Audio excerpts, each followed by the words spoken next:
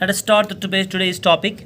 Today's topic is RHS congruency rule, and we are going to solve the question number 2 of exercise 7.3. So our question says, as you see here, जैसे हम zoom में भी आपको पढ़ाते हैं तो zoom में भी आप इसको अंडरस्टैंड करा रहे हैं उधर, और अब यहाँ LMS में भी आपका ये अपलोड करके रखेंगे हम. AD is an altitude of an isosceles triangle. पहले में दिया हुआ है AD is an altitude of an isosceles triangle. Isosceles triangle भी है और altitude भी है उसमें. In which AB is equal to AC. Show that AD bisects BC and AD bisects angle A.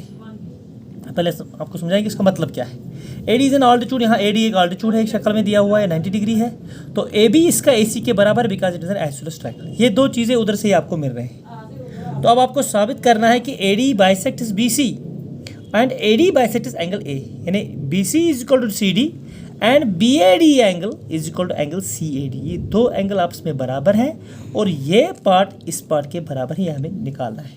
तो ये निकालने के लिए बिल्कुल आसान क्वेश्चन है, ये बिल्कुल इजी है कि हमें दो ट्रायंगल जो यहाँ AD से हमें दो ट्रायंगल हासिल हो रहे हैं, एक ABD एंड ACD, दो ट्रायंगल्स हो रहे हैं हासिल हमें. इन दो ट्रायंगलों को हम कॉन्केट करने की कोशिश करेंगे. जब दो ट्रायंगल्स कॉन्केट हो जाएंगे तो हम सीधा लिखेंगे BD is equal to CD. इस ट्रायंगल का BD इस ट्रायंगल के CD के बराबर है और इस ट्रायंगल का BAD इस ट्रायंगल के CAD के बराबर है. तो हमारे दोनों जो क्वेश्चन हमें पूछे गए हैं उनका जवाब मिलता है बाय CPCT से. बिल्कुल सिंपल है. तो हमें ट्रायंगल्स कॉन्केट करने, ट्रायंगल्स कॉन्केट करने के लिए हमें तीन चीज़ें चाहिए.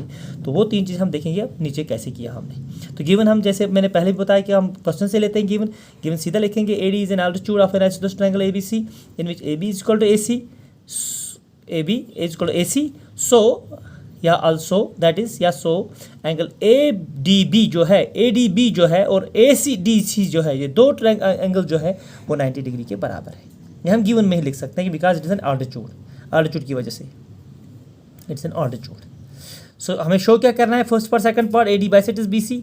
AD bisects BC मतलब हो गया है कि BD is equal to CD, या AD bisects दिस. यहाँ हम लिख सकते हैं R angle BAD is equal to angle CAD. यहाँ हम लिख सकते हैं angle BAD is equal to angle CAD. ये हमें मालूम करना है. तो प्रोसीजर क्या करेंगे, हम यही दो ट्रायंगल लेंगे, इन दो ट्रायंगल को कॉन्केट करने की कोशिश करेंगे भाई RHS थ्योरम के जरिए, क्योंकि हमें altitude 90 डिग्री इधर से मिलता है. तो हम लिखेंगे ABDB is equal to ADC जो हमें गिवन में ही है. ABDB is equal to ACD is equal to 90 degree, it is given also. हम AB is equal to AC लिख सकते हैं जो हमें गिवन में है कि AB is equal to AC.